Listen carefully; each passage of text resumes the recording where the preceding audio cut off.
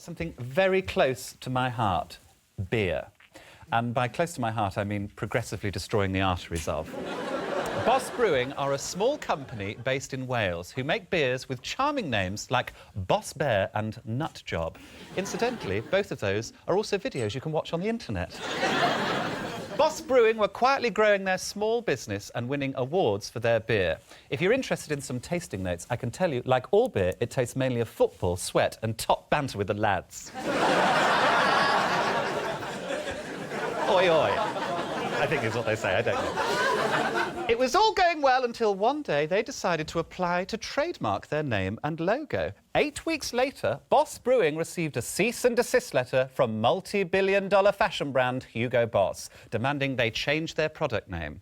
Can you just change a name? Just demand to change it? And if so, has anyone told Gwyneth Paltrow's children? Katherine, I had no idea you were a legal expert. Yeah. OK, hit me with your best facts, then. A cease and desist letter is a formal document sent to a business ordering them to stop alleged illegal activity. In this case, Hugo Boss was demanding that Boss Brewing change the name on some of their beers, even though Hugo Boss don't have beers protected in their trademark. Hugo Boss have trademarked the word boss in 18 different classes, covering items like condoms, bikes, carpets, and jams. Legal expert Katherine Ryan, everyone. Jams is weird, isn't it? Boss jams, can't have it. In the end, after a 4-month battle and £10,000 in legal fees, Boss Brewing had to give up the fight. And they had to change the name of 2 of their beers, the names they'd worked so hard to establish. They truly are the Cheryl Cole of the fermenting world. Of course, Hugo Boss have the right to protect their name and their brand. But with a trademark dispute, you have to show there's a chance a customer would confuse the 2 brands. Would anyone confuse buying this beer and thinking it was made by these people? Daddy smells hoppy. Delicious. And now I'm hemorrhaging. They are so clearly 2 different brands. And if you do get confused between Boss Brewing and Hugo Boss, there's a really easy way to tell them apart, because only one of them famously used to supply uniforms to the Nazis. And they really hate it when people mention this on national television. Of course, they've moved on from all that now. No, they really have. The point is this. Hugo Boss, who turn over £2.3 billion a year, are intimidating a small independent business who are working hard to build up their brand. It's like Hugo Boss act like they own the word boss. That's like me acting like I own the word Joe. And I don't. Not since I lost the arm wrestle against Pasquale. Just because you're a big company, you can't stop people from having the same name as you. I think Hugo Boss need to be pushed into making things right with Boss Brewing. Put your eyes on this. I'm here with Roy and Sarah from Boss Brewing, in one of the few London pubs I've not been banned from for inappropriateness. Tell us, guys, how much do you think this has cost you? It's 20k, 25k, something like that. And for a small business, that is a lot of money. Yes, Massive. could have been spent in much better ways. Yeah, absolutely. Yeah. Do you want to try some? I'm working. That would be completely unprofessional. Yes, please. Oh, that's lovely, isn't it? That is very nice.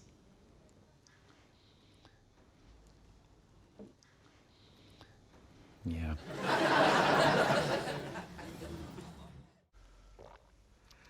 I know we've not known each other for long, but you're my best friends, and I'll say that till I die. This dude's hardcore, B. I know, I thought I spoke rubbish. Well,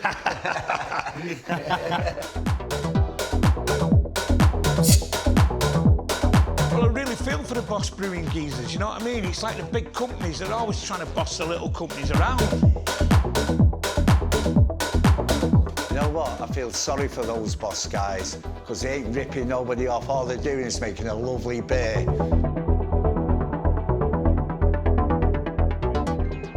Well, I'm not entirely sure what happened last night, but it's always nice to wake up naked in a Greggs. Oh, what's this? A document from the UK Deed Poll Office, London. Love those lads.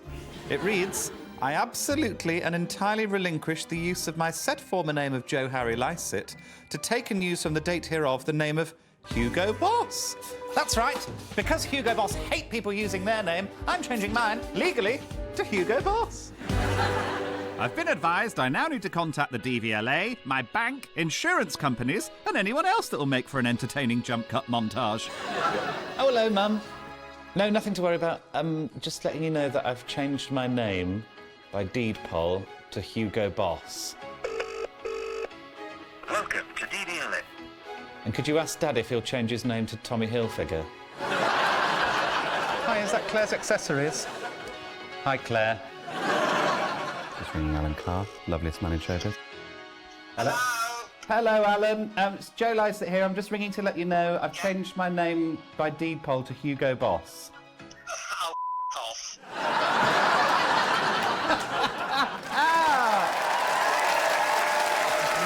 Yeah, I really did that.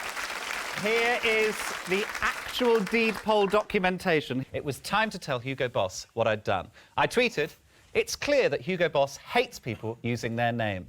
Unfortunately for them, this week I legally changed my name by deed poll. I am now officially known as Hugo Boss. All future statements from me are not from Joe Lycett, but from Hugo Boss. Enjoy." Then, everything went insane.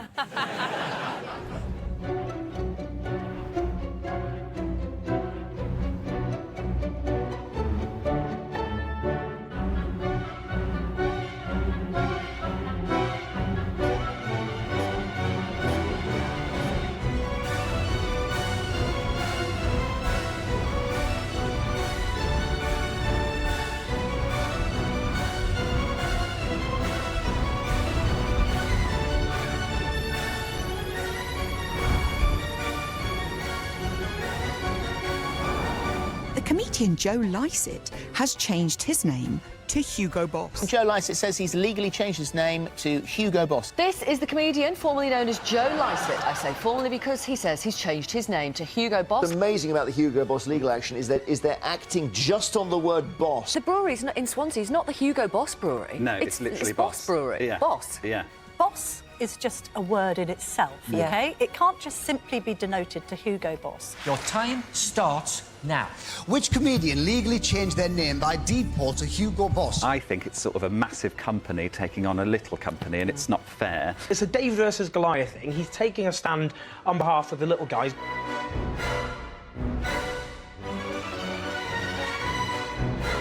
Everyone's got to call you Hugo Boss to make the point. They do, yes. Yeah. Including the BBC. Yeah, and we've done that. Thank you so much. Thank you for having me. Hugo.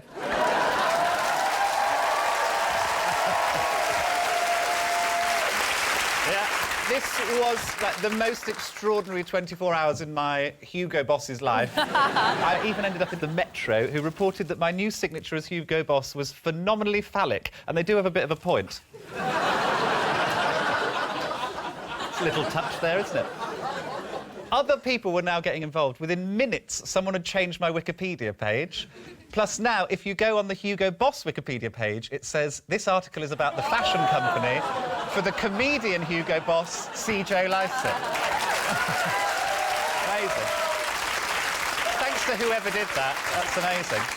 Changing my entire identity might seem like a big move, but I'd done it for the noblest reason of all, because I really wanted to annoy Hugo Boss. But we also wanted to see if there's any way they'll engage with us about the amount of money Boss Brewing spent on changing the name of their beer and rebranding. To raise the stakes, I tweeted loads of things as Hugo Boss, which we really hoped nobody confused with the actions of fashion brand Hugo Boss. For example, Hugo Boss microwaves fish in the office. Hugo Boss doesn't say anyway, he says, anywho. Hugo Boss did not historically manufacture uniforms for the Nazis. Sorry, this Hugo Boss did not historically manufacture uniforms for the Nazis.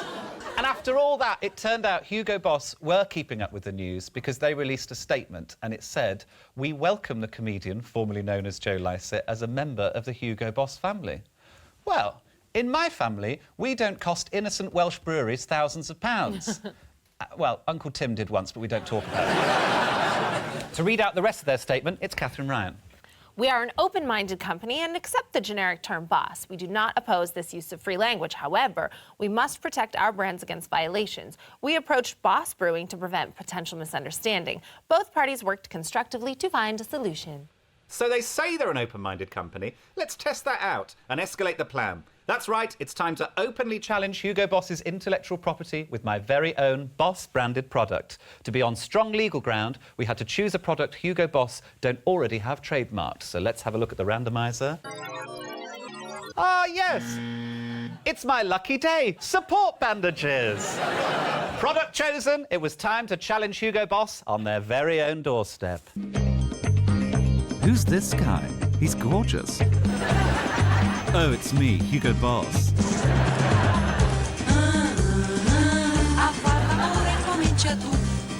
I'm using the streets as my personal catwalk as I prepare to launch my new Hugo Boss product. A product designed to infuriate the other Hugo Boss. And give their legal team a monumental headache. Thank you, darling. Send me an invoice. Let me show you what the product does. It supports the healing of injured muscles and bones. Because it's a medical product, Hugo Boss's lawyers can't claim we're infringing on their fashion brand. And it is the only risk support system that is embossed, with a cease and desist letter. Just like the letter received by dozens of other small businesses, this one orders them to stop using my name. Modelling my wrist support is professionally fit Max Rogers. Smoulder for me, Max. Burn for me, Max. I am freedom. I am expression. I am adequately supported wrists. I'm Hugo Boss. No, I'm Hugo Boss. And this is Le Cease and Desist, the new support bandage from Boss, Hugo Boss, which is me. I love your wristies.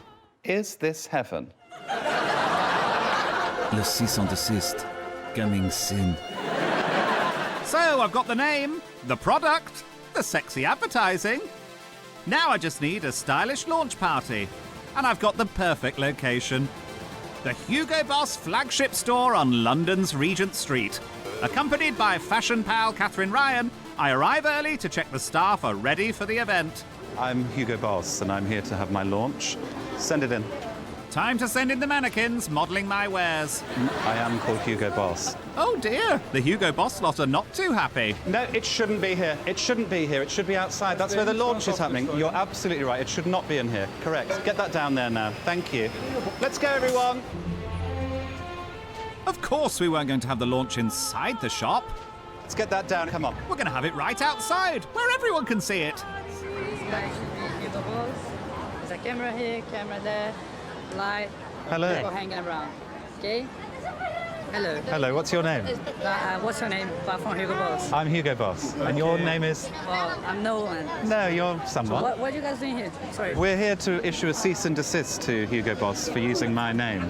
Oh, for using your name? Yeah. So that's the pretty much the joke. But it's not a joke to the businesses that have been issued cease and desists. Okay, have fun then.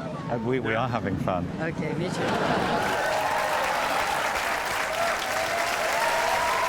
Bit of fun, isn't it? So, weirdly, Hugo Boss didn't hate us being outside their shop. They really, really hated it.